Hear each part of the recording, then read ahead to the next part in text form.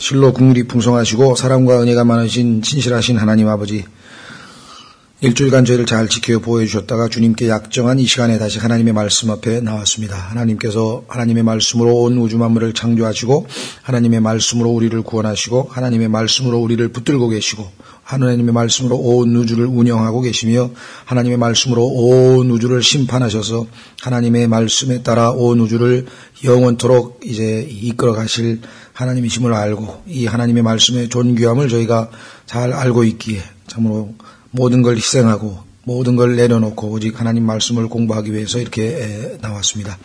바라옵고 나오니 하나님께서 야둔한 자들에게 하나님의 말씀을 잘 깨닫기에 진리의 영으로 인도해 주셔서 저희가 깨닫고 믿고 또 순종함을 통해서 아버지께서 그 생명의 말씀을 통해 우리 안에서 귀한 열매를 얻어 영광과 존귀와 기쁨을 얻으시고 우리 모두에게 큰 유익과 복이 되게 하시며 이 생명의 말씀을 통해 우리가 영적으로 잘 성숙할 뿐만 아니라 자라감에 따라 점점점 더 주님을 알아가는 축복을 받아 누리게 하여 주시고 그 결과로 주님을 더욱 닮아가는 우리 모두가 될 수 있도록 도와주시기를 원하고 바라옵고 원합니다. 부족한 자에게 맡기신 사역인 줄 알고 심히 무지하고 무능하고 무기력하고 그러하오나 주님께 간구드리오니 약속하신 대로 도우셔서 능하게 하시고 이 사역을 온전히 성취하셔서 아버지께서 뜻을 이루시기를 간절히 간구드립니다.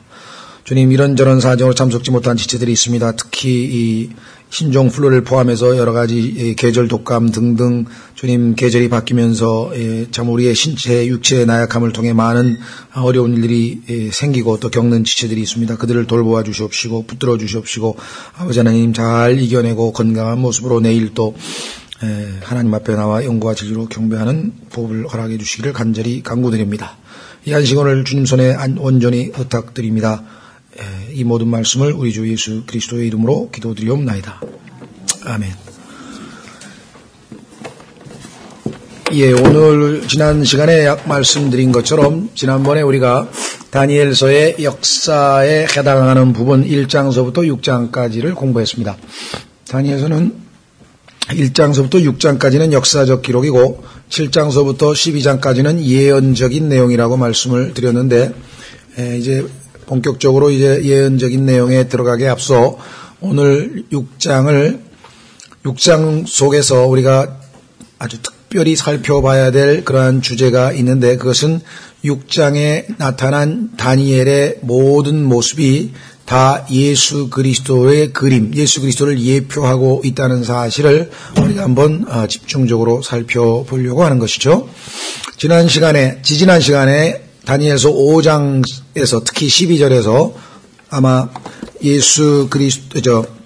다니엘이 성령님을 예표하고 있다는 사실을 우리가 공부를 하면서 다니엘서 5장 12절이었죠.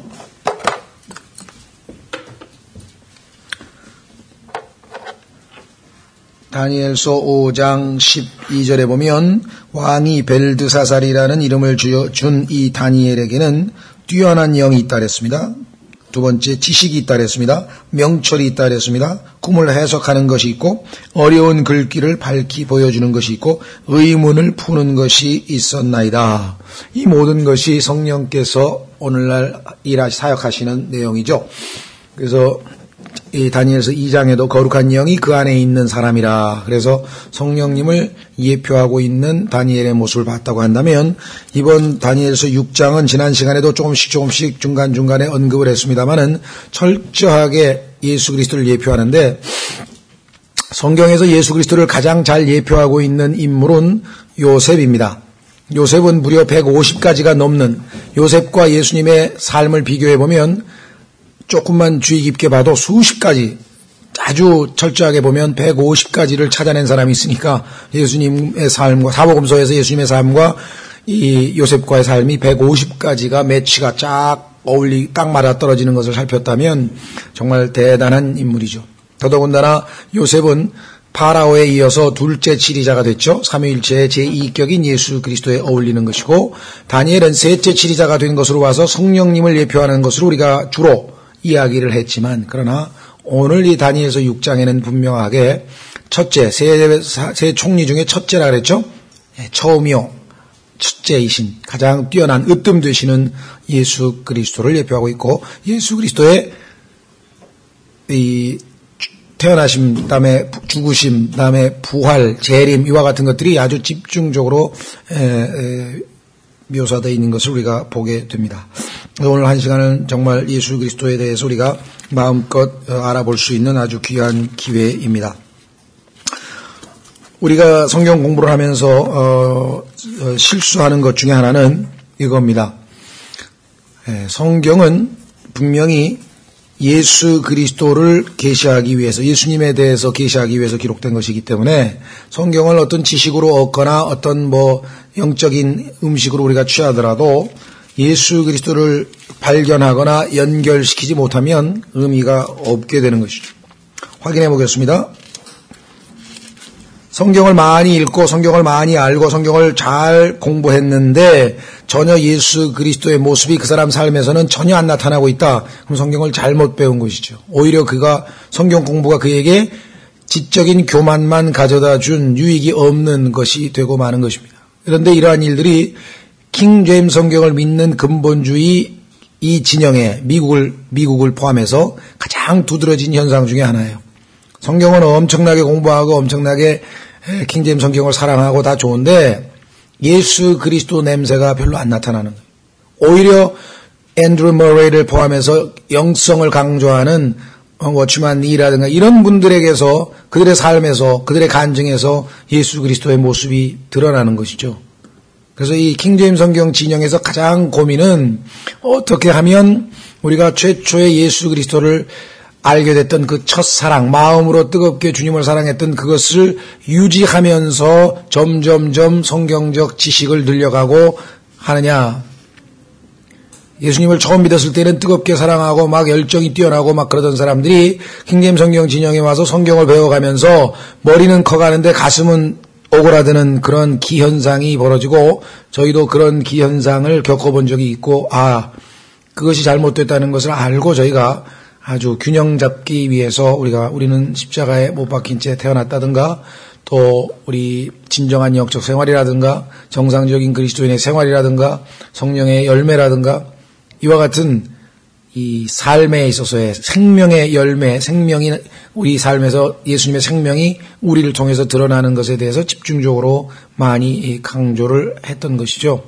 다행히 하나님께서 우리에게 은혜를 주셔서 어떤 롤 모델에 해당하는 그런 이 딜랜드에 있는 그 성경 침례교회, 딜랜 성경 침례교회 제임스 낙스 형제가 사역하시는 그 교회가 이 두 가지를 균형적으로, 상대적이지만 100%란 건 아니지만 그래도 비교적 균형을 잡고 있는 그러한 교회가 실제로 있다는 것, 그 참으로 감사한 일이고 우리 교회가 본을 받아야 할 교회들 중에 하나가 아닌가 이렇게 생각을 합니다. 그래서 요한복음 5장 37절에 보면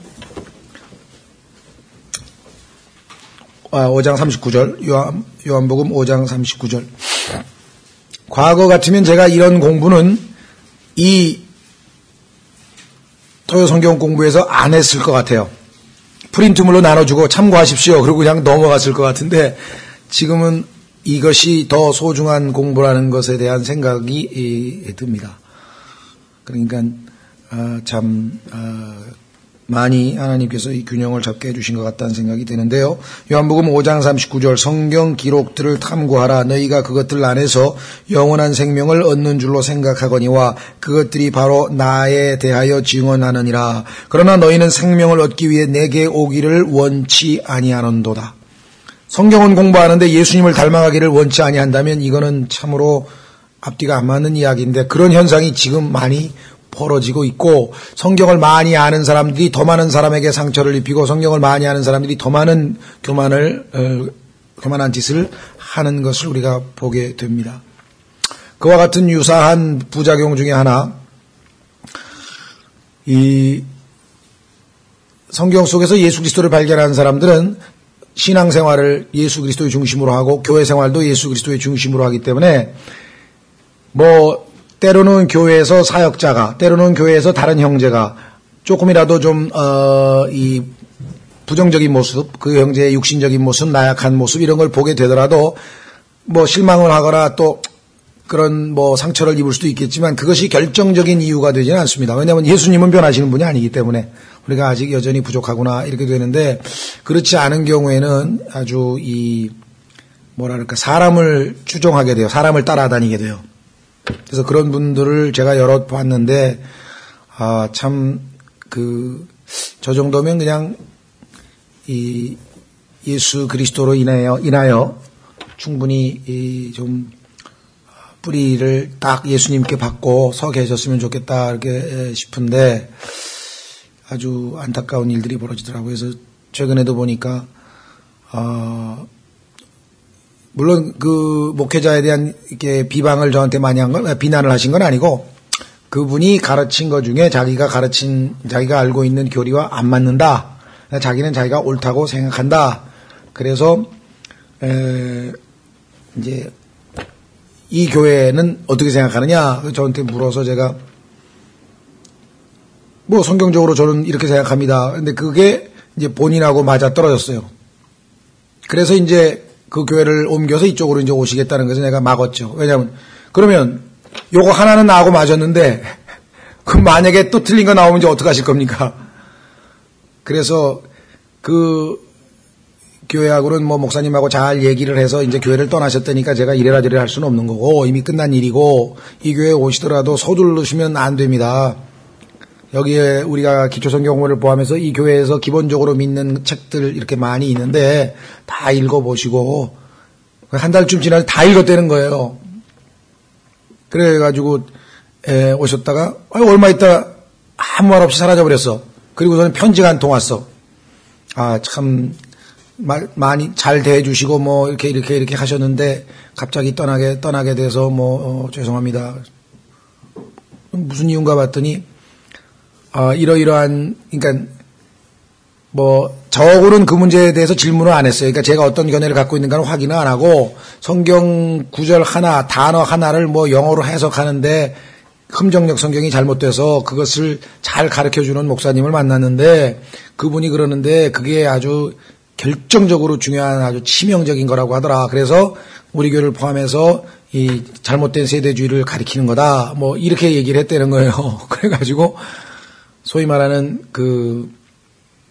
미안하니까, 인간적으로 저하고 그렇게 했는데 본인이 얼마 있다가 또 가니까 참 미안하니까 아마 그 편지를 쓰신 것 같아요. 좀 민망하니까. 그것까지 얼마나 감사한 일입니까. 그냥 아무렇지도 않게 그냥 그럴 수도 있는데, 근데 거기다 뭐라고 썼냐면, 이번에 만난 누구 목사는 내가 본 사람 중에서 직접적으로 하나님께 인도함을 받는 정말 하나님의 진짜 종인 것 같습니다. 그래서 이런 분까지 있으셨나 하고 굉장히 참 그나마 다행이시다 이렇게 생각했는데, 웬걸 얼마 있다 보니까 이분이 그 교회를 나와서 또 딴 교회 가가지고 그 양반 잘못됐다고 그냥 열을 내고 설명을 하고 있더라는 거예요.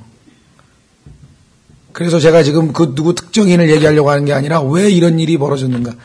예수님을 따라가야지 사람을 따라가면 그렇게 돼. 사람은 어떤 면에서는 너무 멋있어, 너무 훌륭하다가, 그렇죠? 그렇지 않습니까? 저도 요번에 미국 가서 상당히 실망을 했어요. 실망까지는 아니지만 기대에 못 미쳤어요. 그게 뭐냐면, 제가 이제 그 제임스 낙성제 테이프를 많이 듣고 또 성령의 열매를 듣고, 참 이런 메시지를 하실 수 있는 분이 다 있나 싶어가지고 너무나 마음에 이제 존경하는 마음을 가지고 갔는데, 그래서 여기다 이제 편지를 썼죠. 제가 이렇게 해서 하나님의 허락하에 일주일간 그 교회를 방문하게 되었습니다. 그래서 이 토요일부터 다음 금요일까지 일주일간 그 교회에서 하는 모든 것, 기도회, 거리 설교, 신방, 하여간 저녁에 야간 우리 신학교, 하여간 모든 것, 그리고 그 주일에 주의 만찬까지 껴 있었어요. 다 한번 참여해보고 많이 배우고 싶습니다. 그래서 제가 이렇게 가게 됩니다. 이제 그렇게 이제 미리 알려놓고, 이제 제가 이 초행길이라 그걸 잘 길도 모르고, 예를 들면 보니까 인천공항이 있으면은 한 수원쯤 되는 거예요. 그 도시가, 거리가.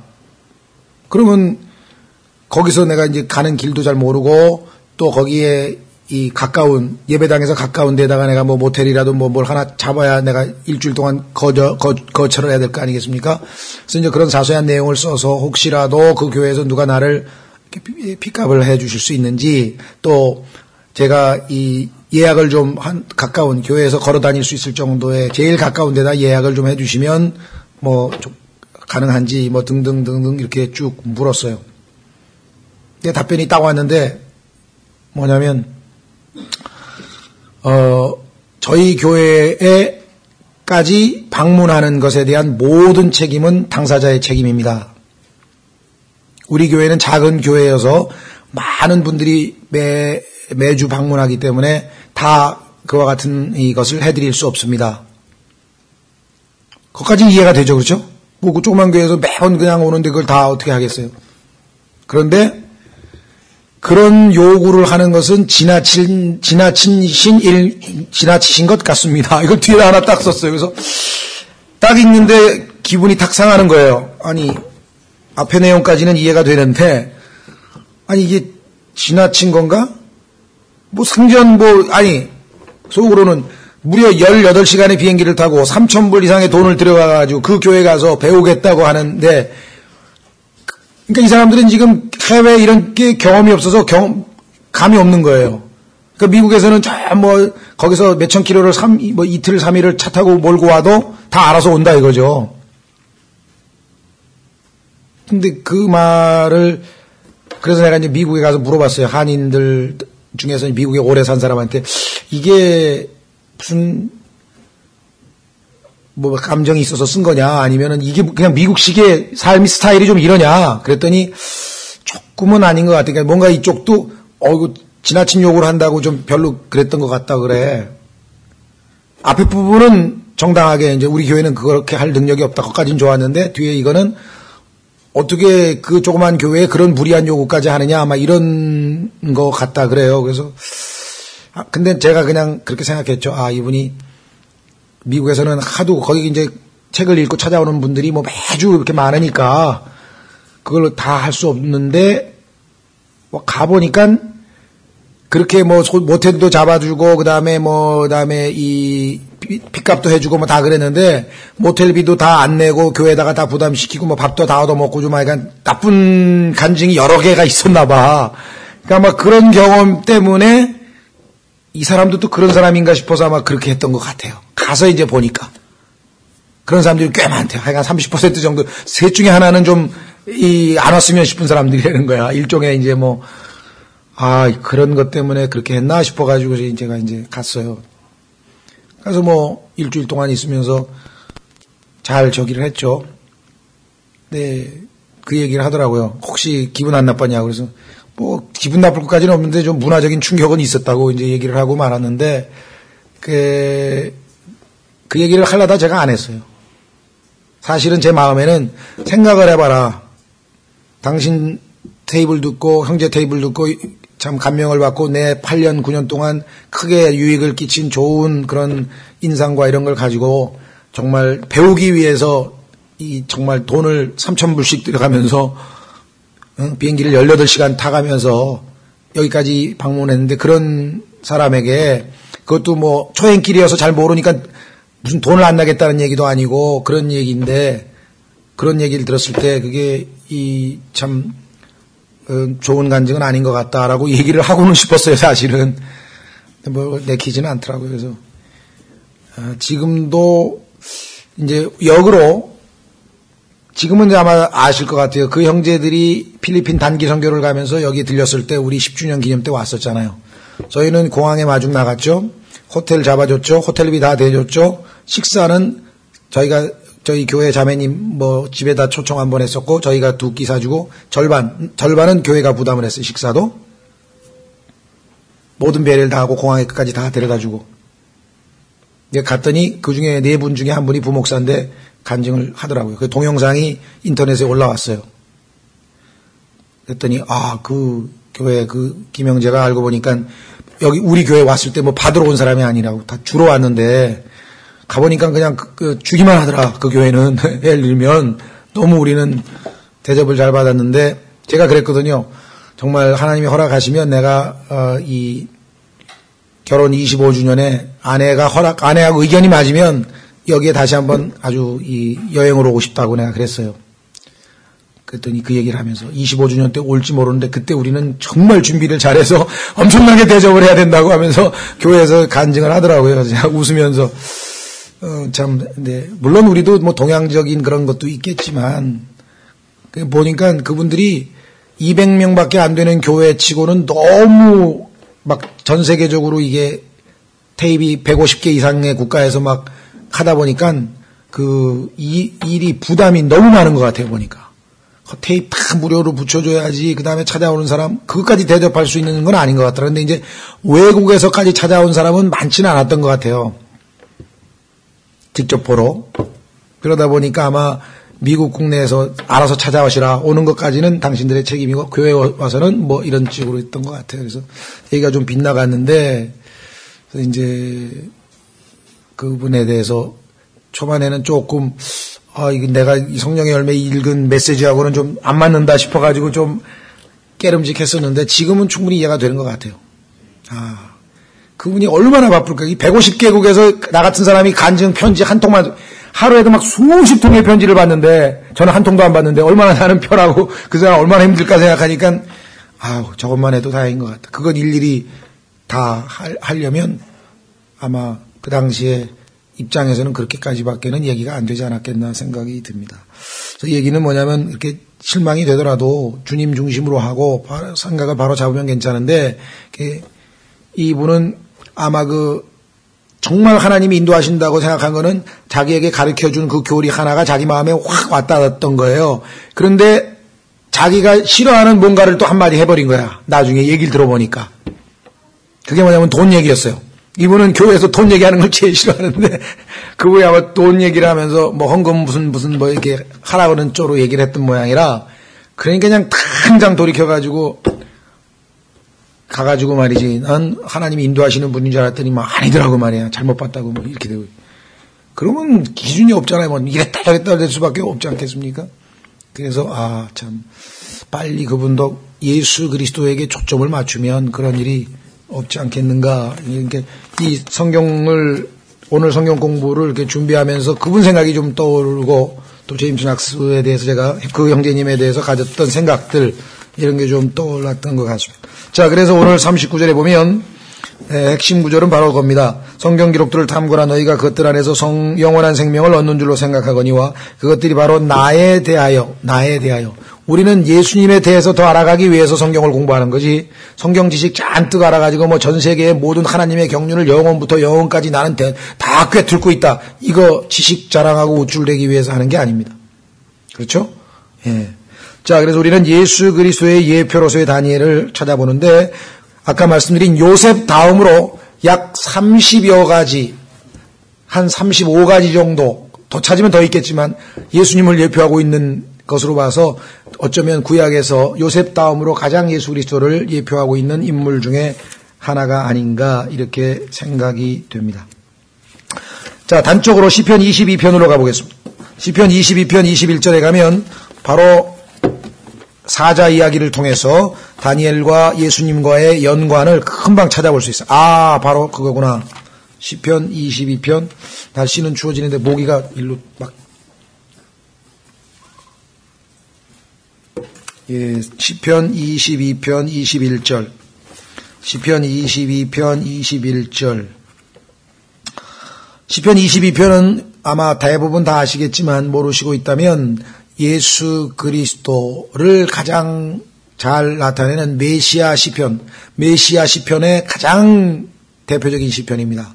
그래서 그 유명한 나의 하나님 어찌하여 나를 버리셨나이까라는 그 유명한 절규가 시편 22편 1절에 나오고, 이 전체에서 예수님이 너무 많이 등장하시죠. 그 중에 하나가 바로 21절인데요. 나를 사자의 입에서 구원하소서. 예수 그리스도께서 십자가에서 마귀와의 전투를 벌이고 있죠. 나를 사자의 입에서 구원하소서. 그렇죠?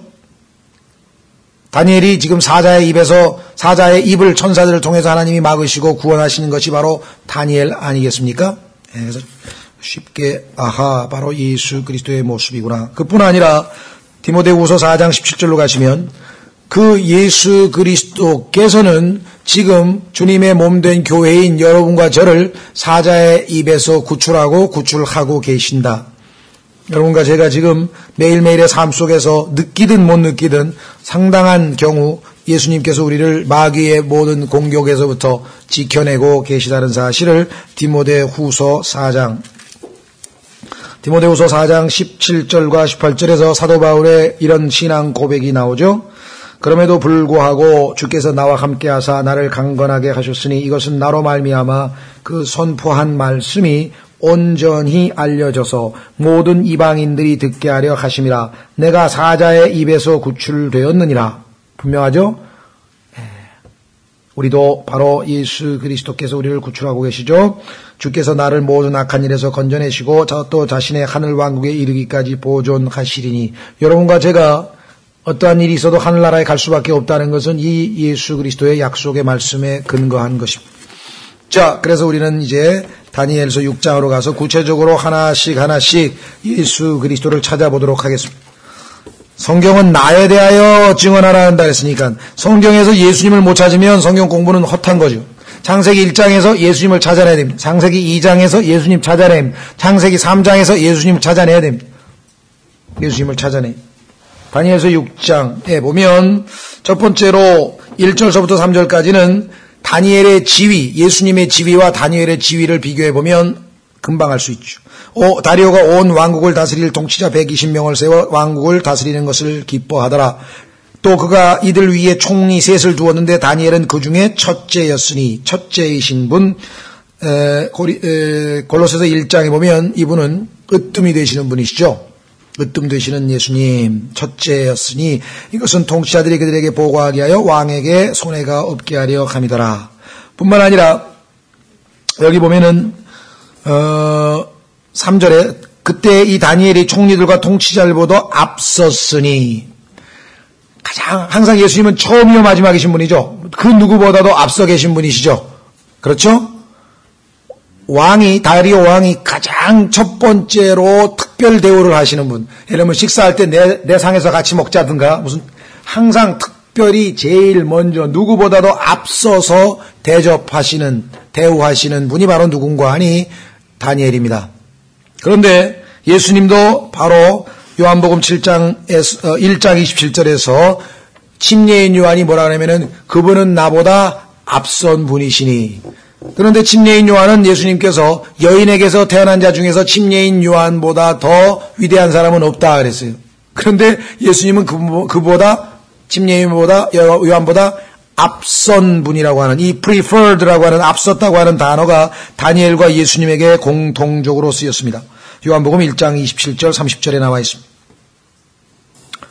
그 다음에 지위에 관해서 세 번째는 다니엘서 6장 3절에 이는 뛰어난 영이 그 속에 있었기 때문이더라. 왕이 그를 세워 온 영토를 다스리게 하려고 생각하니라. 하나님께서 이 온 땅을 다스릴 통치자로 세우신 분이, 임명하신 분이 누구냐? 예수 그리스도 아니시겠습니까?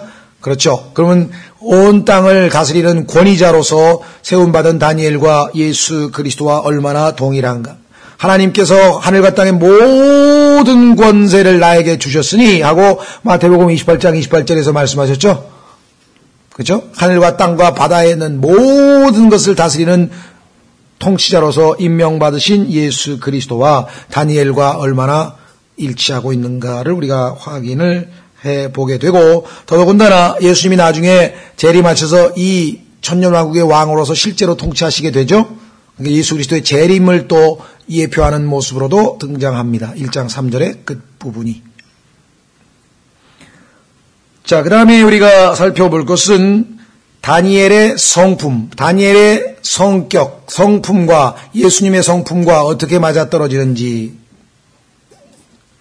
아까 우리 세 가지를 살펴봤죠. 다니엘의 지위에 있어서 첫째 간다, 앞섰다, 권위, 통치한다.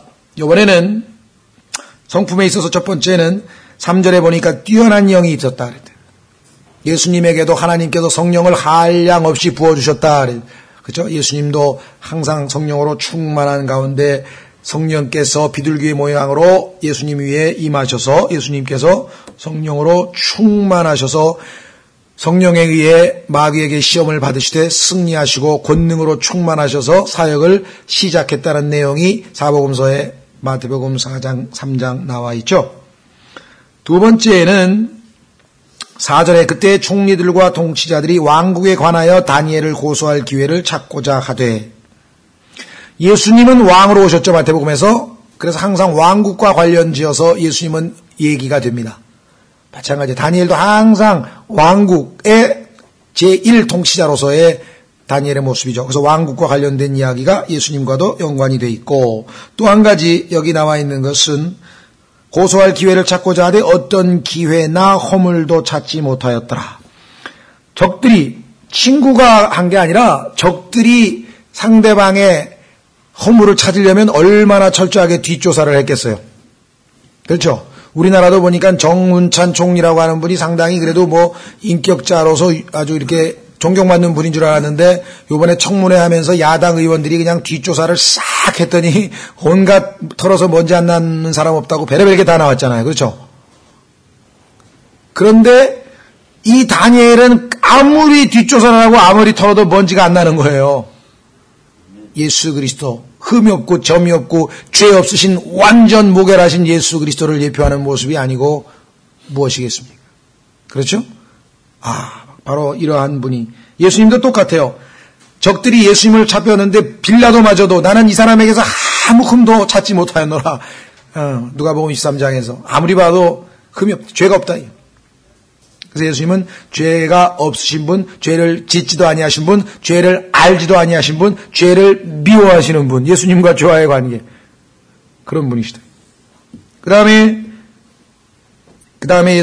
다니엘의 성품 가운데 4절 셋째 줄에 그는 신실하였으므로 그에게서 어떤 실수나 허물도 찾아볼 수 없더라. 신실하다는 얘기는요, 믿음으로 꽉 차 있다는 거예요. 하나님에 대해서는 절대적으로 믿음으로 충만한, faithful, 믿음이 꽉 차 있어요. 의심이라고 하나님에 대해서는 절저하게 100% 신뢰하는, 바로 이 다니엘도 바로 그러한 성품을 가지고 있었다고 했는데, 계시록 1장 5절에 보면은 예수님의 칭호 하나가 뭐냐면요, 신실한 증인이시오. 예수님이 신실한 증인, faithful witness라고 하는 칭호를, 타이틀을 가지고 있는 것을 계시록 1장 5절에서 볼 수 있잖아요. 그렇죠? 예. 참, 잠언에 보면은 누가 이 땅에서 신실한 자를 찾아보겠는가? 신실한 사람, 믿음으로 충만한 사람 찾기는 쉽지 않아요. 믿음이 많은 사람, 적은 사람, 뭐 등등등 성경에 많이 나와요. 그렇죠? 이 사람 믿음이 많다, 이 사람 믿음이 적다, 믿음이 흔들린다. 근데 faithful, 믿음으로 꽉 차 있어서 항상 믿음으로 행하는 사람 어디서 찾아보겠는가? 예수 그리스도 이외에는 없는 거죠. 그렇죠? 예. 자, 그래서 우리는 성품에 있어서도 다니엘은 너무나도 예수 그리스도를 닮았다. 예수 그리스도를 예표하고 있다. 그 다음에 우리가 살펴보려고 하는 것은 다니엘의 원수, 다니엘을 이렇게 괴롭힌 사람들이 어떻게 다니엘을 괴롭혔는지를 살펴보면 예수님을 괴롭혔던 예수님의 원수들의 모습과 너무나 똑같은 짓을 하고 있는 거예요. 자, 확인해 보겠습니다. 4절. 그때 종리들과 통치자들이 왕국에 관하여, 예수님도 마찬가지죠. 네가 분명히 왕이냐? 메시아 맞아? 하고 막 따졌잖아요. 그렇죠? 빌라도도 네가 유대인의 왕이냐? 항상 예수님에 대해서는 네가 왕이냐? 내가 왕인데. 이거 가지고 시비가 붙어요. 마귀는 내가 왕이고 내가 시킨, 내가 임명해놓은 그 시저가 왕이지 왜 네가 왕이냐? 이걸 가지고 지금 예수님과 시비를 걸잖아요. 자, 그래서 왕국에 관한 것 있고요. 두 번째, 여기 보시면 기회나 허물을 찾는데, 여기 보시면 고소할 기회를 찾고자 하여 이런 말이 나와 있잖아요. 그렇죠? 예, 그러니까 어떻게든 이 기회를 찾는 거예요. 성경에 보면 마가복음 14장 1절에도 예수 그리스도를 고소하기 위해서 계속 지켜보고 있다가 예수님에게 쪼르르 달려가서 이렇게 해서 7 형제가 있었는데 뭐 하나는 뭐 우리 형이 죽어가지고 아우가 뭐 형수하고 뭐 대를 이으려고 그랬는데 뭐가 좀, 그러니까 또 안식일날 이렇게 보고 있다가 예수님 제자들이 안식일날 뭐 먹으면 쫓아가가지고 당신의 제자들은 왜 그냥 고소할 기회만 찾는 거야. 항상 눈여겨보고 있죠. 그런데도 불구하고 4절 끝부분에 실수나 허물도 찾아볼 수 없었더라. 예수님도 전혀 찾을 수가 없었다고 했죠.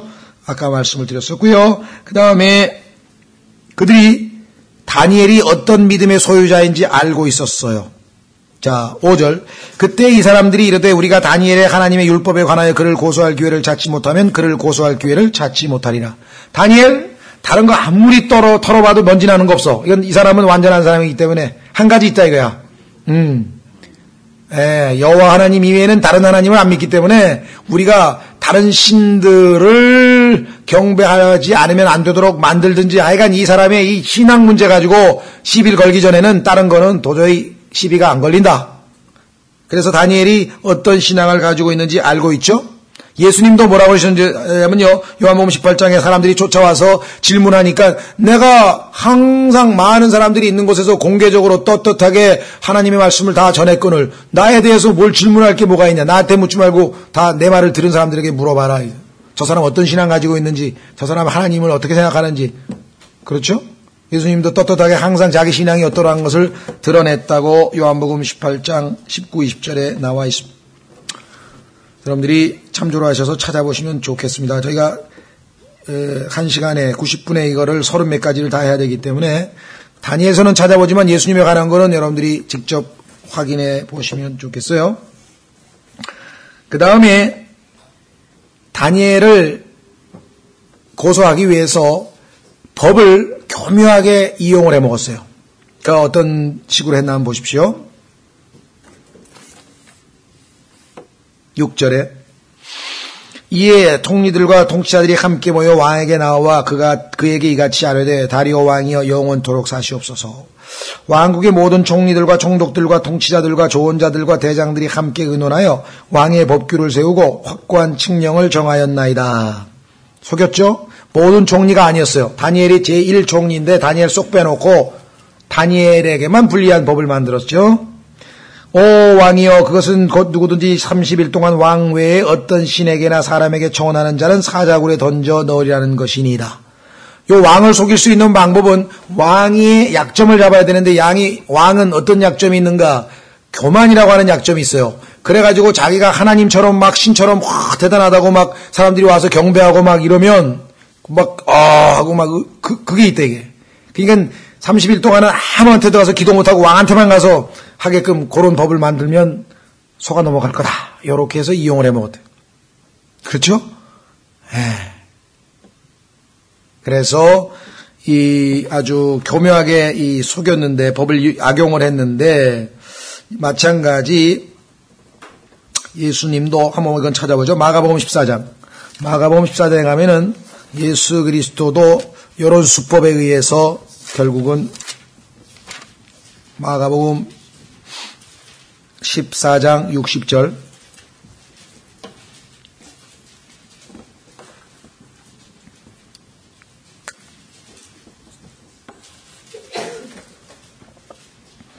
마가복음 14장 60절 보시면요. 사실은 53절부터 보면 이제 예수님을 고발하기 위한 증거를 찾는데 아무리 찾아봐도 없으니까 거짓 증언하는 자를 데리고 왔어요. 그런데 그 사람들이 서로 막 앞뒤 말이 맞지 않아. 그렇죠? 그러니까 대제사장이 증거를 확실히 잡아야 이게 지금 사형에 처할 텐데 그래서 결국은 60절에 대제사장이 한가운데서 일어나 예수님께 모여 이르되 네가 아무것도 대답하지 않으냐 이들이 너를 대적하여 증언하는 것이 어떠하냐 하되 이 사람들이 지금 보니까 네가 성전을 헐고 손으로 짓지 않은 다른 성전을 사흘 안에 짓는다 이런 얘기를 했다 그러는데 왜 답이 없느냐.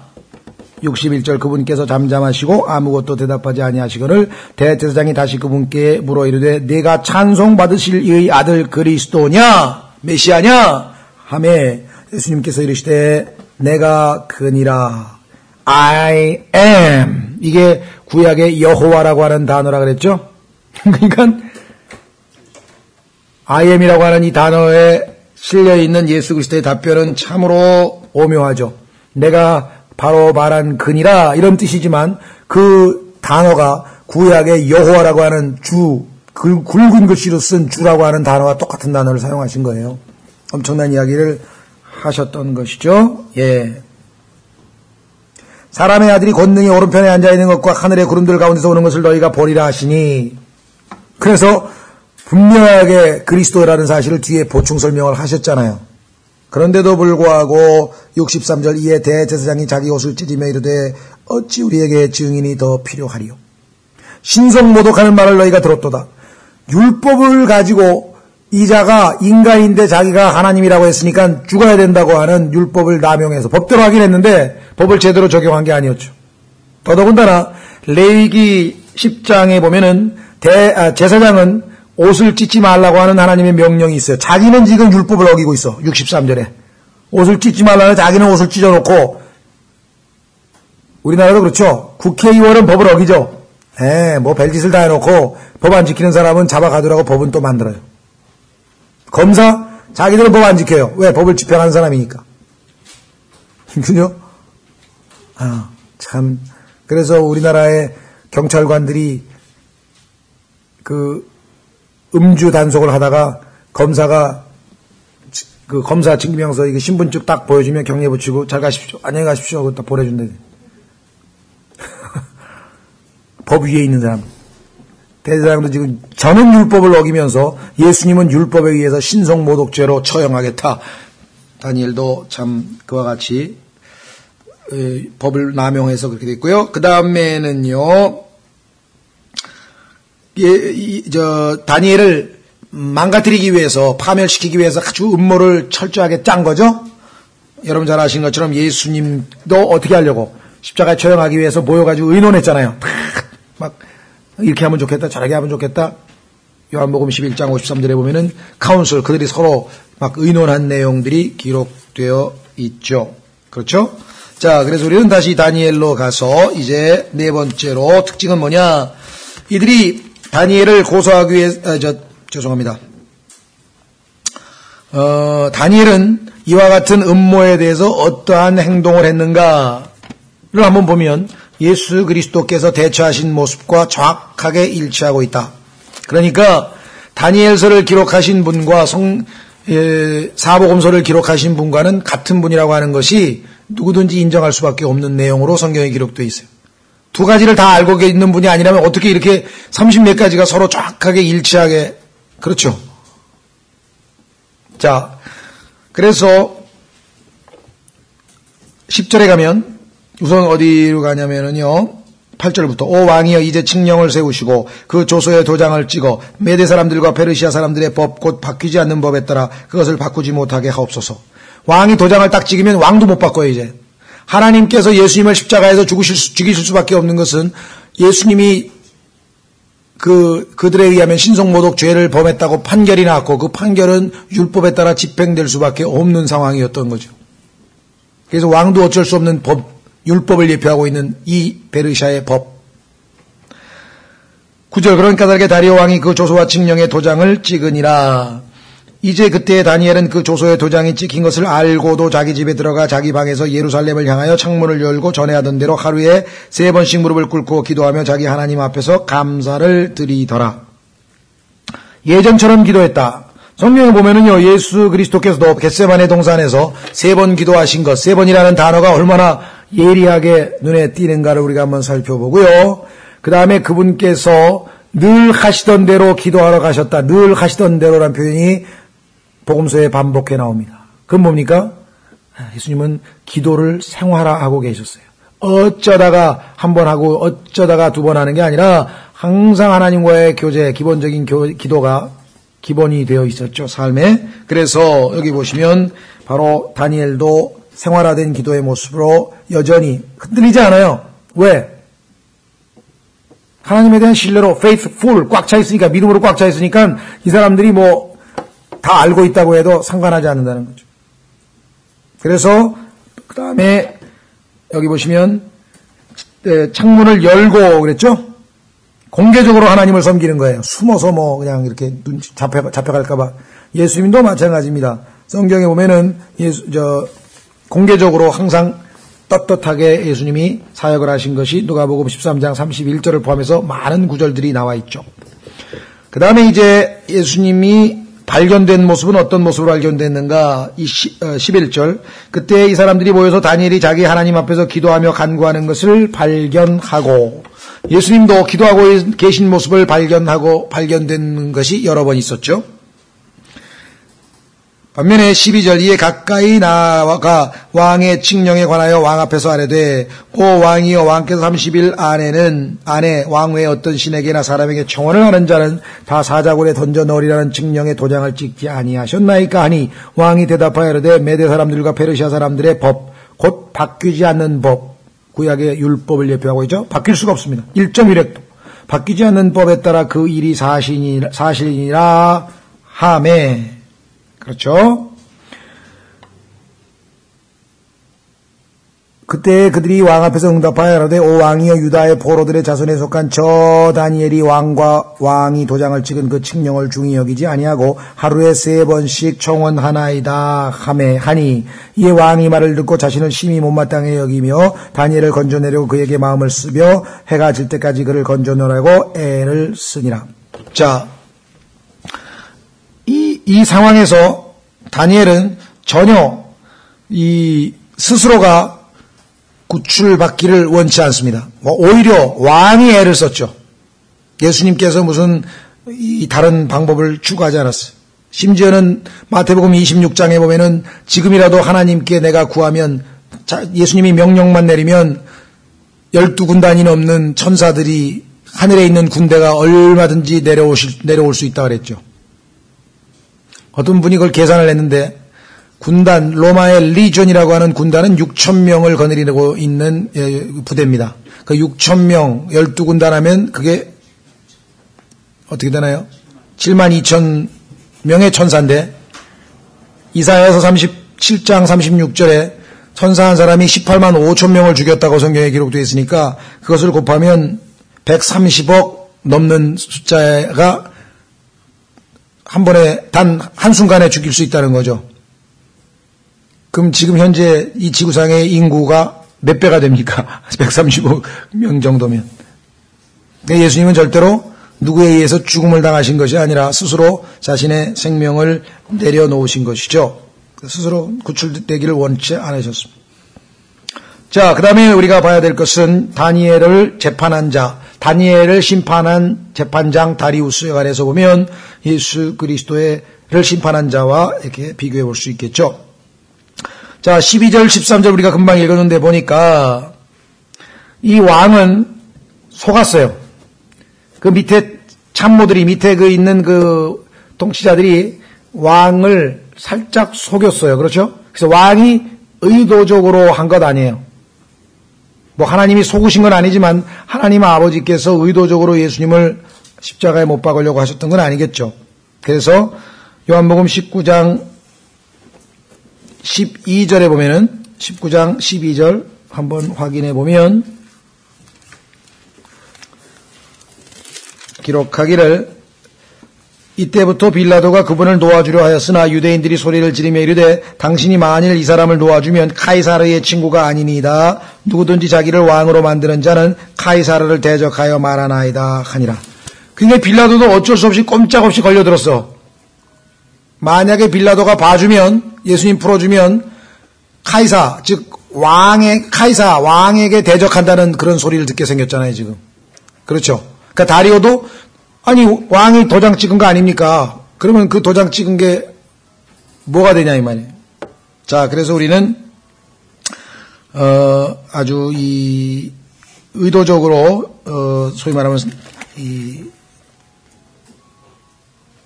어쩔 수 없이 다리오도 그렇게 행동한 것처럼 빌라도도 어쩔 수 없이 예수님을 심판할 수밖에 없는 상황이 되고 말았다.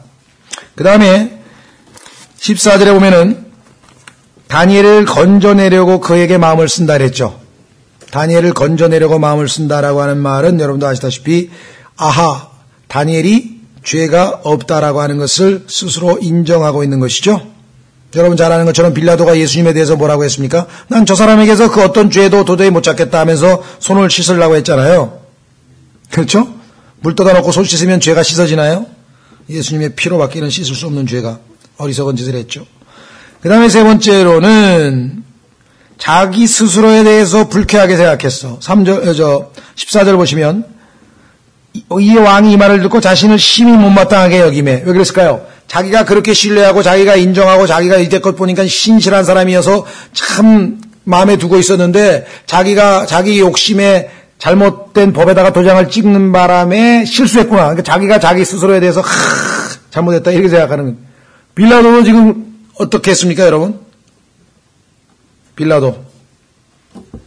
예, 한번 확인해 보겠습니다. 누가복음 23장.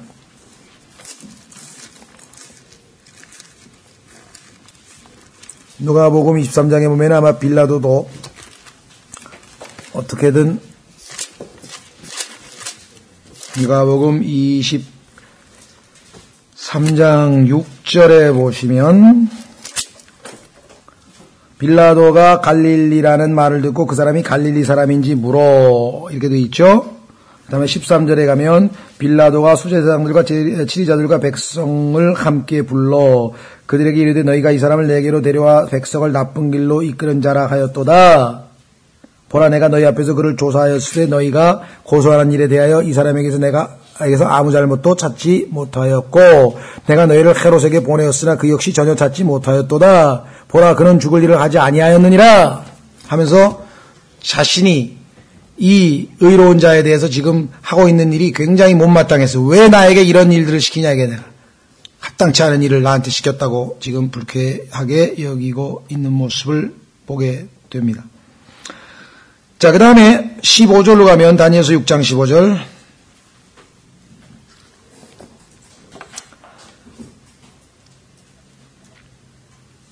그때 이 사람들이 모여 왕에게로 나와 왕에게 이르되 오 왕이여 메대 사람들과 페르시아 사람들의 법을 아시옵소서. 곧 왕이 세우는 어떤 칙령이나 법규도 바꿀 수 없나이다 하니.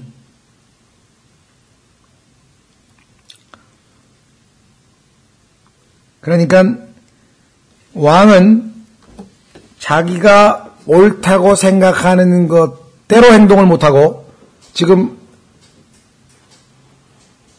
이 정치가들에 의해서 속아서 잘못 지금 결정을 내린 것이겠죠. 예. 그래서 이 빌라도도 자기가 볼 때에는 무죄라고 생각을 했지만 사형 선고를 내릴 수밖에 없는 아주 이 안타까운 처지에 놓이게 된 것을 보게 됩니다.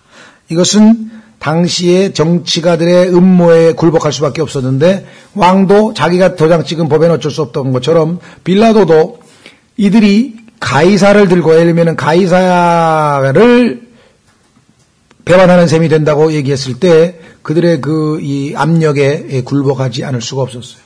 그래서 오늘날에도 보면은 중세 교황들도 그렇고 많은 이 소위 말하면 정치가들은 옳고 그름에 근거해서 판단하고 행동하는 것이 아니라 항상 대중들, 소위 말하면 여론, 대중들이 어떻게 받아들일 것인가를 염두에 두고 항상 이리저리 그 표를 쫓는 행동을 하게 되는 것을 보게 되죠. 그래서 이 빌라도가 바로 다리오와 똑같은 상황에 놓였던 것을 우리가 보게 됩니다. 잘 아시는 아론도 분명히 잘 알고 있었지만 대중들이 들고 일어나가지고 모세 어떻게 됐냐 그 사람 죽었나 보다 우리끼리라도 빨리 새로운 신을 모시고 어떻게 해보자 하니까 아론이 그냥 저기 귀걸이 코걸이 뭐 다 가져오라고 만들어줄 테니까 해가지고 금송아지 만들어줘 버렸죠. 오늘날도 금송아지를 내일 오후 성경 공부가 금송아지인데 금송아지를 만들어내는 사람들이 얼마나 많은가 한번 생각해요. 금송아지를 만들어내는 하나님의 사람들인데 이 따옴표를 붙여야죠. 진짜 하나님의 사람들은 아니고 하나님의 사람들인 척 하면서 금송아지는 잔뜩 만들어내는 사람들. 오늘날 대부분의 교회 강대상을 차지하고 있는 사람들 엄청나게 많습니다. 자, 그 다음에,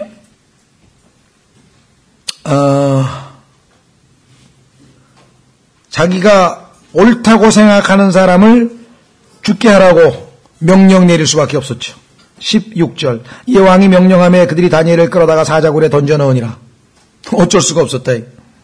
예수님도 결국은 십자가에 못 박으라고 내줬어요. 빌라도가. 똑같은 일이 발생했죠. 그렇죠. 그러면서도 그가 살아날 거라고 은연중에 은밀히 믿었어요. 그렇죠. 자, 16절. 이제 왕이 다니엘에게 말하여 이르되 네가 계속해서 섬기는 내 하나님이 너를 건지시리라 하니라. 어떻습니까? 그렇죠? 예. 마태복음 27장 한번 확인해 보겠습니다. 62절. 거기 가면은 예수님의 원수들은 예수님이 그러는데 사흘 만에 살아난다 그랬어요. 그러니까 아마 그랬나 봐요. 원수들은 예수님이 부활하실 거라는 예언을 기억하고 있는데 예수님의 제자들은 그걸 싸그리 잊어버렸어. 그럴 리가 하고 싹 잊어버렸어. 참 안타까운 일이죠. 마태복음 27장 62절. 마태복음 27장 62절. 이제 그 이튿날 곧 예비일 다음 날에 수제사장들과 바리새인들이 함께 빌라도에게 와서 이르되 각하 저 속이는 자가 아직 살아있을 때 말하기를 내가 사흘 뒤에 다시 일어나리라 한 것을 우리가 기억하노니. 잘 기억하고 있습니다. 예. 근데 예수님의 제자들은 망각해버렸어요. 그렇죠? 예. 그 다음에 우리가 이제 예수님과 다니엘을 비교하려고 하는 것은 다니엘이 받은 형벌, 다니엘이 받은 형벌과 예수님이 받은 형벌 사이에 어떤 관계가 있는지를 살펴보려고 합니다. 자, 다니엘서 6장 17절, 16절. 이에 왕이 명령하며 그들이 다니엘을 끌어다가 사자굴에 던져 넣으니라. 예수 그리스도께서 사자굴 속에 들어간 거나 마찬가지죠. 왜? 마귀가 우는 사자와 같이 삼킬 자를 찾는다고 성경이 말씀했죠. 자, 시편 16편 10절로 갑니다. 시편 16편 10절.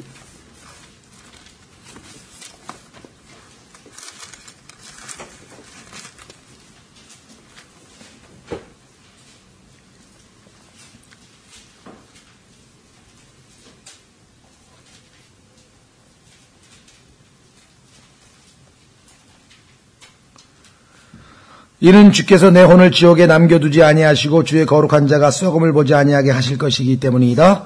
지옥. 이 지옥은 사자굴로 예표되어 있고 그 사자는 바로 마귀로 성경에 나와 있는 것을 우리가 확인하게 됩니다. 뿐만 아니라 17절에 가면은 다니엘서 6장 17절에 가면은 놀랍게도 그 굴의 어귀에다가 돌을 가져놨어요. 17절 사람들이 돌을 가져다가 그 굴의 어귀에 두고 왕이 자기 자신의 도장과 자기 영주의 도장으로 그 굴의 봉인을 쳤으니 예수님의 무덤에도 돌 올려놓은 것 잘 아시죠? 그뿐입니까? 거기다가 어떻게 했습니까? 봉인을 했죠. 인을 쳤죠. 너무나 정확하게 똑같습니다. 그뿐이 아니에요. 17절 끝부분에 보니까 이것은 다니엘에 관하여 결심한 바를 아무도 바꾸지 못하게 하려 함이었더라. 그렇습니다. 하나님께서 정하신 그것을 그 누구도 바꿀 수 없는 것처럼 예수님도 이미 십자가로 가야 할 운명을 바꿀 수가 없었던 것이죠. 그 다음에 우리가 살펴보려고 하는 것은 7번째로 다니엘이 하나님으로부터 받은 보상, 그의 믿음의 결단에 대해서 어떤 보상을 받았는가를 살펴보려고 합니다. 우선 우선 계속해서 한번 살펴보죠. 18절부터. 그 뒤에 왕이 자기 궁궐에 가서 금식하며 밥을 지내고 자기 앞에 악기도 들여오지 못하게 하며 잠을 이루지 못하였더라. 그때 왕이 아침에 매우 일찍 일어나 급히 사자굴로 가니라. 왕이 굴에 이르러서는 슬픈 목소리로 다니엘에게 소리를 지르며 다니엘에게 말하 이르되 오 살아계신 하나님의 종 다니엘아 네가 계속해서 섬기는 네 하나님이 사자들에게서 능히 너를 건져내셨느냐 하매. 물론 우리가 이 왕을 빌라도와 관련지어서 예수님을 심판한 자로 보셨지만 궁극적으로는 예수님을 심판한 분은 하나님이시죠. 그렇죠? 왜냐하면 하나님께서 그 예수 그리스도를 하나님의 법에 의해서 심판하셨고 그것이 대속으로 해결이 된 거 아니겠습니까? 그렇다면 여기에 나와 있는 왕의 행실도 역시 하나님의 성부아버지와 비교해서 우리가 살펴볼 수도 있다. 예를 들면 아들이 십자가에 달리셔서 고통당하는 것을 통해서 금식하며 밤을 지내고 악기도 들여오지 못하고 즐거워하실 리가 없겠죠. 그래서 아버지와 아들과의 교제가 단절되는 순간 하나님께서도 매우 슬픈 밤을 보내셨다. 이렇게 주석을 달고 있는 분들도 계십니다. 교리적으로 예표적으로 충분히 설명이 가능한 것이라고 생각이 됩니다. 자, 계속해서 그때 왕이 아침에 욱 일찌러나 그 피사자굴로 가니라. 우리가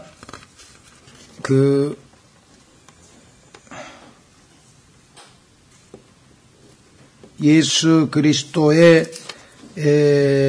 제자들 중에서 아침에 일찍 일어나서 예수님의 무덤으로 뛰어갔던 그 제자들 얘기가 성경에 기록되어 있죠.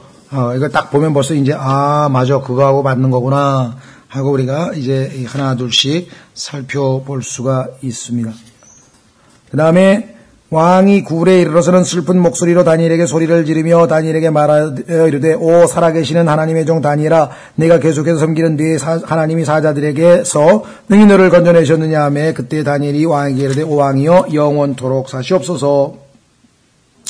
내 하나님께서 자신의 천사를 보내사 사자들의 입을 막으셨으므로. 자, 하나님께서는 다니엘을 어떻게 보상했는가 하니 아시다시피 천사를 보냈는데, 마태복음 28장 1절에 보시면 천사가 예수 그리스도의 무덤 있는데 앉아있는 것 기억나시죠?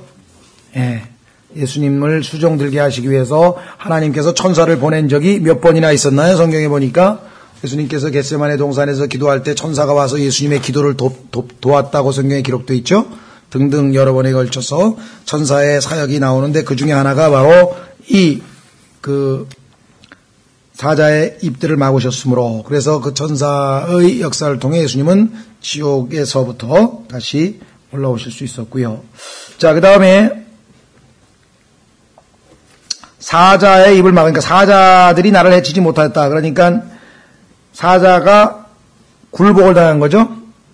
마귀가 예수 그리스도께 무릎을 꿇고 굴복한 셈인데, 그 유명한 구절이 죽음으로 죽음의 권세를 잡은 자를 멸하셨다고 하는 히브리서 2장 14절 말씀이 있고, 골로새서에는 예수님께서 그 천사들을 영적인 악한 자들을 십자가에서 패배시켜서 그들의 것을 다 노략질 다 빼앗아 오셨다라고 골로새서 2장에 기록되어 있죠. 뿐만 아니라 여기 보니까 해칠 수 없었다. 그러니까 결국은 죽였습니까? 죽이지 못했습니까? 죽이지 못했죠. 그래서 예수님은 더 이상 사망이 예수님에게 군림할 수 없었다는 로마서 6장 9절의 말씀이 그대로 입증된 셈이죠. 이제 예수님은 죽고 부활하신 다음에 사망이 더 이상 예수님을 어떻게 지배할 수 없었다라는 말씀이 있는데요. 그 다음에 우리가 한번 찾아보죠. 로마서 6장 9절에 바로 예수 그리스도는 더 이상 사망이 그분을 해칠 수가 없다. 로마서 6장 9절.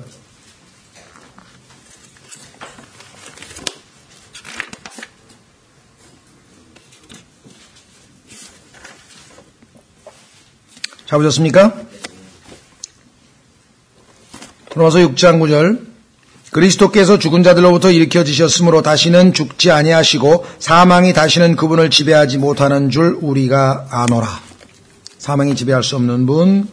뿐만 아니라 아까 제가 그 13절에서 하나를 빼뜨렸는데요. 다니엘서 6장 13절에 보면 유다의 포로들의 자손인데 예수님이 바로 유대인이라는 것도 우리가 성경에서 자주 강조되고 있는 것이죠. 예, 그 부분도 좀 우리가 예수님과의 비교해서 확인해 볼 수가 있고요. 그 다음에 예수 그리스도께서 결국은 부활하셨죠. 자, 다니엘서 6장 22절에 사자들이 나를 해치지 못하였으니 싸우니 이렇게 했죠. 이는 내 무죄가 그분 앞에 드러났기 때문이다. 여기 보면은 또 왕이여 왕 앞에서는 내가 아무 해도 끼치지 아니하였나이다 하니라. 그러니까 그분은 무덤에 머물러 있지 아니하고 살아나서 다시 올라오신 그 부활과 더불어 아무런 해도 입지 않았습니다. 여기 나와 있는 것처럼 뭐라 그랬습니까? 해를 어디 갔냐? 22절에 해를 끼친 거죠. 22절의 그 둘째 줄에 사자들이 나를 해치지 못하였다. 예, 이거 죄송합니다. 제가 잘못 고를 그러니까 사자들이 예수님을 그 마귀들이 해치고자 했으나 실질적으로 예수님은 아무 해를 입지 않았죠.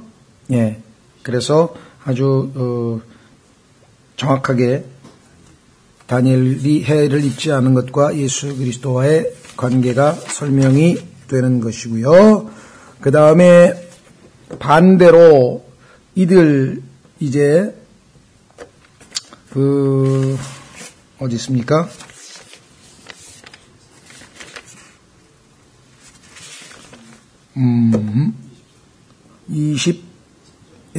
계속 22절에 내 무죄가 그분 앞에 드러났기 때문이다. 자, 그러니까 예수 그리스도 죄 없음 아까 우리 한번 살펴봤었죠. 그 다음에 아무 해를 끼치지 않았다. 예수님은 그 누구에게도 해를 끼치신 적이 없으신 분이시죠. 확인해 보겠습니다.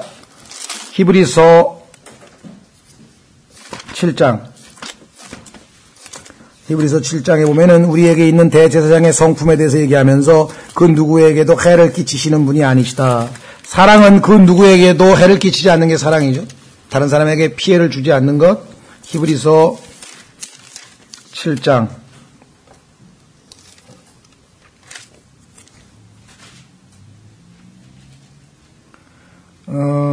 히브리서 26절.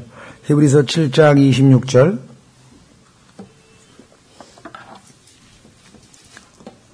이러한 대제사장께서는 우리에게 합당한 분이셨으니 곧 그분은 거룩하시고 해가 없으시고, 여기 나와 있죠. 해가 없어 이분에게는 harmless, 다른 사람에게 해를 끼치는 분이 아니죠. 분명하게 나와 있죠. 예. 그래서 그 다음에 다시 다니엘서로 돌아와서 무죄하신 분이요, 그 다음에 다른 사람에게 해를 끼치지 아니하신 분이며, 23절 이 왕이 그로 인해 심히 즐거워하며 명령하여 그들이 다니엘을 굴에서 끌어올리게 하매 하나님께서도 예수 그리스도의 부활을 기뻐하시었고, 그 다음에 굴에서 끌어올렸죠. 예수님은 혼이 그 지옥에 머무르는 것을 하나님이 허락하셨다 그랬습니까? 아니라 그랬죠. 확인해 보겠습니다. 사도행전 그 유명한 구절. 그리스도인들 중에는요, 의외로 예수님께서 우리를 대신하여 지옥에 가셨다는 말을 못 믿고 있는 분들이 많아요. 우리 킹제임 성경 진영에서는 그게 자주 인용이 되고 그 구절을 자꾸만 반복해서 이미 익숙하지만 굉장한 스캔들입니다. 그러니까 예수님이 지옥에 가셨다 그러면요, 깜짝들 놀라는 구원받은 그리스도인들 중에서도 그걸 교리적으로 모르고 있는 분들이 의외로 많아요. 성경에 시편에도 나와 있고 사도행전에도 나와 있고 분명하게 나와 있는데도 그렇죠. 사도행전 2장, 사도행전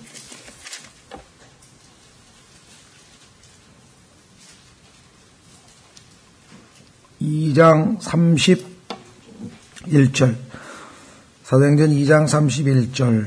또 이것을 미리 보았으므로 그리스도의 부활에 대하여 말하기를 그의 혼이 지옥에 남겨지지 아니하였고 사자굴에 남겨지지 아니하고 올라온 다니엘과 그 혼이 지옥에 남겨지지 아니하였고 그의 육체도 썩음을 보지 아니하였느니라 하였느니라. 그러면 분명히 예수님의 혼은 지옥에 가셨다가 3일 이후에 다시 올라왔다는 것이 명백한데도 불구하고 이 예수님이 지옥에 갔다는 사실을 믿지 않기 때문에, 소위 말하면 사도신경에서 전능하사 천지를 만드신 하나님을 내가 믿사오며 이렇게 쭉 위에다가 분명하게 본디오 빌라도에게 고난을 받아 십자가에 못 박혀 죽으시고 사흘 만에 부활하자. 그런데 십자가에 못 박혀 죽으시고 장사된 지 사흘 만에 부활했다 그랬는데 그 사이에 지옥에 내려가셨다가 사흘 만에 부활하셨다. 즉 지옥에 he descended into hell 이라고 하는 것이 소위 말하는, 우리는 사도신경도 인정 안 하지만 그 사도신경 속에서도 그 교리는 사실은 들어있었어요. 지금 옛날 찬송가에 보면은요, 왼쪽에는 영어로 되어 있고 오른쪽은 한글로 되어 있는데 영어에는 he descended into hell이란 말이 들어가 있는데 우리나라 찬송가 만든 사람이 그걸 안 믿었나 봐. 아예 그걸 왼쪽이 영어로 있는데 오른쪽에 그냥 빼버렸어. 참으로 무모한 짓을 하는 거죠. 왜? 예수님이 왜 지옥에 가냐 이거예요. 예수님이 지옥에 안 가면 우리가 지옥에 갈 판인데 뭘 그 교리를 왜, 대속의 교리를 왜 모르는지 모르겠어요. 자, 그래서 우리는 다시 다니엘서 6장으로 돌아옵니다. 23절 이에 왕이 그로 인해 심히 즐거워하며 명령하여 그들이 다니엘을 굴에서 끌어올리게 하매 이에 그들이 다니엘을 굴에서 끌어올린 즉 그에게 아무 상처도 보이지 아니하였으니 아까 나왔죠. 이는 그가 자기 하나님을 믿었기 때문이더라. 다니엘의 믿음, 예수 그리스도가 하나님에 대한 철저한 믿음. 그 성경에 보면은 이 예수님의 믿음을 우리에게 선물로 주시는 거 아닙니까? 우리가 예수님을 믿을 때. 여러분과 제가 가지고 있는 믿음이라고 하는 것은 정말 보잘것없어서 언제 어느 순간에 어떻게 될지 모르고 나 예수님의 믿음을 우리에게 선물로 주셨기 때문에 이제 우리는 내가 산 것이 아니요 그리스도께서 내 안에 사는 것이고 예수 그리스도의 믿음으로 그분의 믿음으로 사는 거예요. 이제는 그분이 주신 믿음으로. 그분은 믿음의 창시자요 완성자이시기 때문에 계속해서 우리에게 믿음을 공급해 주실 수 있는 분. 창시자고 완성자이신 분이 우리가 믿음 떨어지기를 그냥 기다리고 계시겠나요? 주신 것을 우리가 활용을 안 할 뿐이지 주시기는 얼마든지 제공하시는 거죠. 24절 왕이 명령하며 그들이 다니엘을 고소한 그 사람들을 데려오고 그들과 그들의 자녀들과 아내들을 사자굴에 던져넣으니 그들이 굴바닥에 이르기도 전에 사자들이 그들을 잡아채어 그들의 뼈를 다 산산조각 내었더라. 그렇습니다. 적들이 완전히 패배당해서 완전히 심판을 받게 됐는데 예수 그리스도의 대적들도 마찬가지 운명에 처해졌겠죠. 25절 그때 다리오 왕이 온 땅에 거하는 모든 백성들과 민족들과 언어들에게 조서를 써서 이르되 너희에게 평강이 많이 있을지어다. 자, 평강. 우리가 하나님 예수님으로 인해서 믿음으로 의롭게 되면 하나님과 우리가 peace with God 하나님과 평화를 누리는 거죠.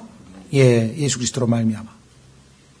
그래서 모든 피조물에게 복음을 전파하라. 그 화평의 복음의 신발을 신고 우리가 화평의 복음을 전파하는 거죠.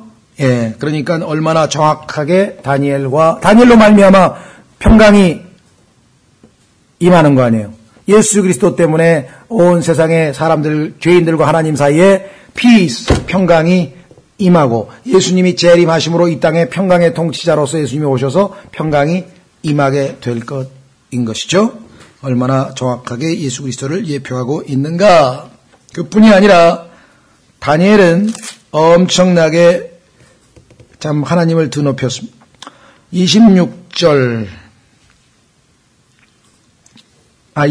우선 8절 먼저 보겠습니다. 이와 같이 이 다니엘이 다리오의 통치와 페르시아 사람 고레스의 통치 때에 형통하였더라. 그러니까 다니엘이 하나님으로부터 받은 보상 중에 마지막은 형통한 것인데요. 예수 그리스도께서도 바로 형통하게 되셨죠? 확인해 보겠습니다. 빌립보서 2장에 가면은 예수 그리스도의 드높이심, 예수님이 낮아지심과 더불어 높여지심에 대한 언급이 나와 있습니다. 높여지심. 사자굴에 있던 낮아졌던 다니엘이 높임을 받은 것처럼 예수 그리스도께서도 높임을 받으셨는데 아마 즐겨 읽으시는 구절이겠지만 빌립보서 2장 5절서부터 11절까지는 모든 우리의 성화 또는 영성, 영적인 삶을 집약하고 있는 겁니다. 영적인 실제적인 삶 하면은 바로 예수 그리스도의 이 삶입니다. 모든 삶이 여기에 적용됩니다. 빌립보서 2장 5절 너희 안에 이 생각을 품을지니 곧 그리스도 예수님 안에도 있던 생각이라. 어떤 생각으로 어떤 마음으로 어떤 자세로 살아야 하느냐. 6절 그분은 하나님의 형체로 계심으로 하나님과 동등함을 강탈로 여기지 아니하였으나 하나님이시니까 스스로 무명한 자가 되어 이름 좀 내보려고 그냥 발버둥 치면요 예수님하고는 딴 길을 가는 거예요. 예수님은 유명하신 분이 아니라 무명하신 분이 됐대요. 유명하신 분이 아니라 무명하신 분이. 자기 위에 종의 형체를 취하시고 섬기는 종입니다. 주인 아니고 사람의 모습이 되었으며 하나님의 모습을 내려놓으셨어요. 사람의 모양으로 나타나사 자기를 낮추시고 죽기까지 순종하셨으니 곧 십자가의 죽음이라. 6절, 7절, 8절, 5절, 6절, 7절, 8절의 자세로 사는 사람들을 9절 이게 다니엘의 삶이었고 그러므로 하나님께서도 그분을 높이 올리시고 모든 이름 위에 있는 이름을 그분에게 주사 다니엘이 형통한 것처럼 예수님 형통하시죠?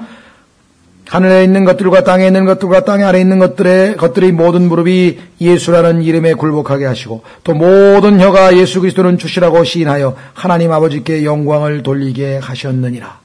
온 우주의 마지막 순간 사탄이 예수 그리스도 앞에서 마지막 선고를 받으면서 마지막으로 불못에 던져지기 전에 고백하는 것이 무엇인 줄 아십니까? 주 예수 그리스도시요 당신은 주님이시나이다.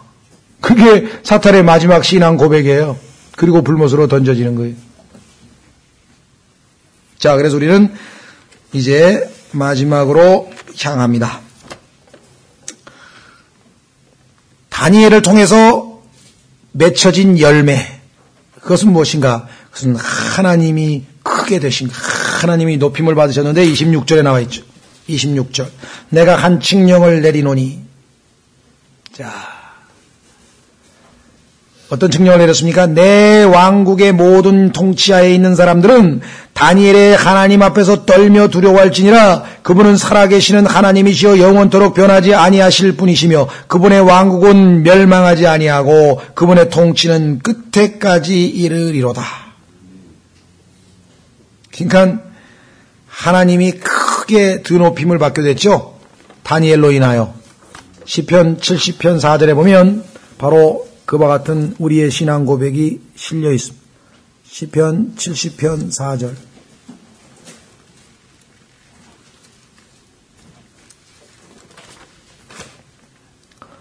시편 70편 4절. 주를 찾는 모든 자들은 주를 기뻐하고 즐거워하게 하시며 주의 구원을 사랑하는 자는 항상 말하기를 하나님을 크게 높일지어다 하게 하소서. 그러니까 다니엘의 하나님을 크게 높이는 일이 있었던 것처럼 바로 예수 그리스도를 통해서도 사람들이 하나님을 크게 높이는 일이 있는 거죠. 그뿐이 아니라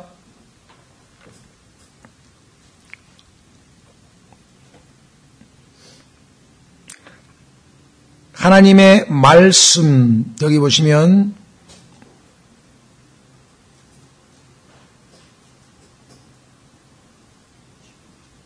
잠깐만요. 마지막에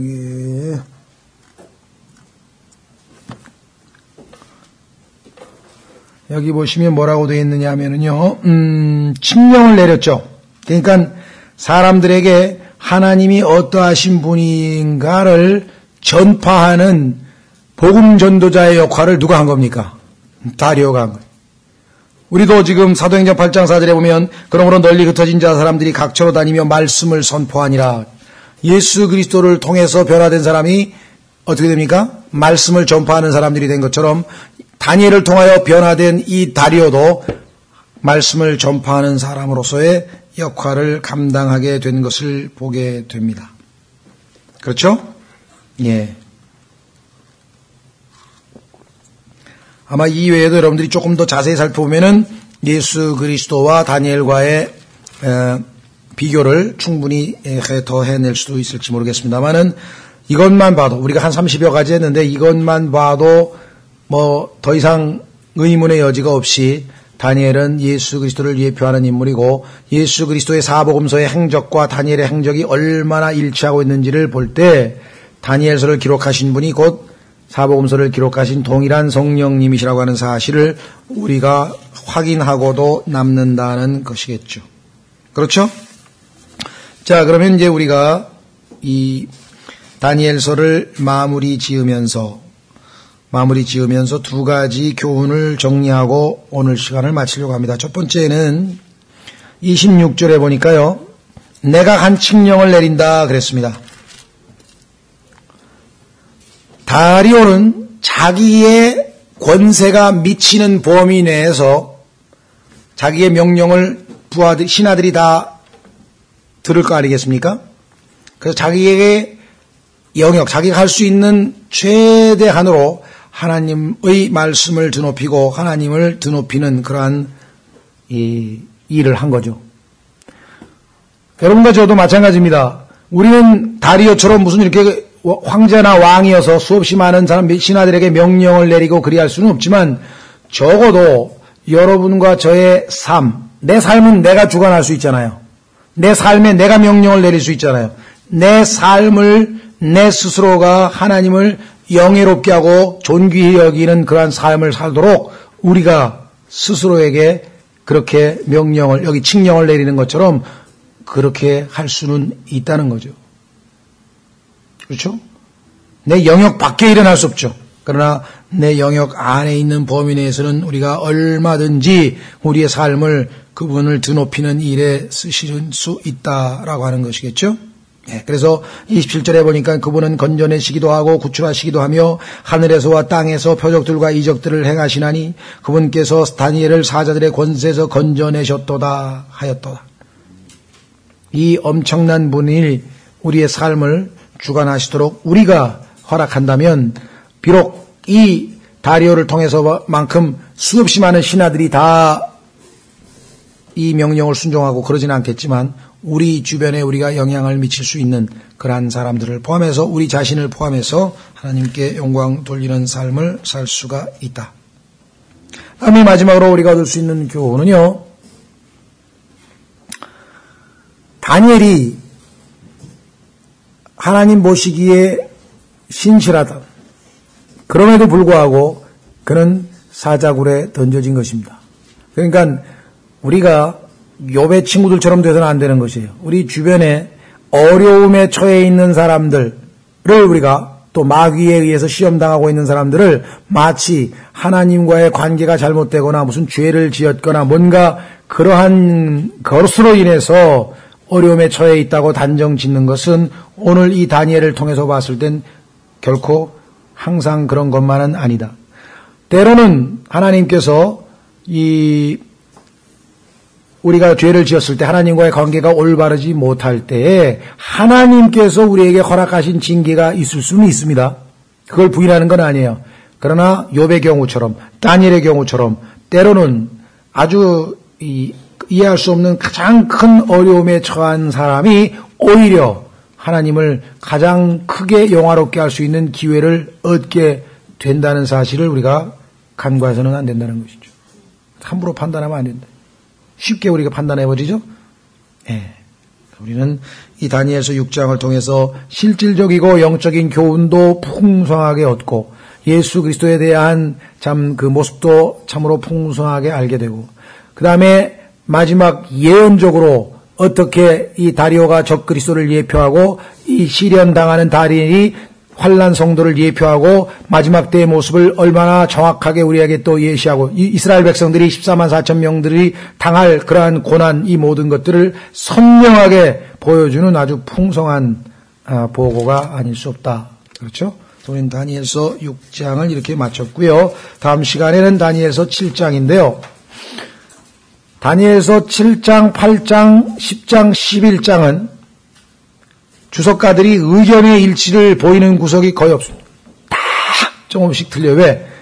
미래에 적 그리스도가 다스리게 될 그때가 직접 와야 정확하게 실제적으로 무엇이 맞아떨어지는지 알 수 있는 미래적 이야기이기 때문에 추정을 하거나 막 갖다 붙이거나 이러면 안 됩니다. 모르면 모르는 대로 놔두는 것이 제일 올바른 태도고요.